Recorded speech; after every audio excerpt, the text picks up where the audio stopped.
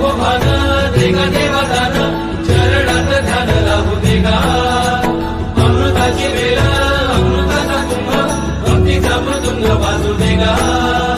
विठू तुझ्या दारी भेटला श्रीरंग मन झाले दंग माऊलीचे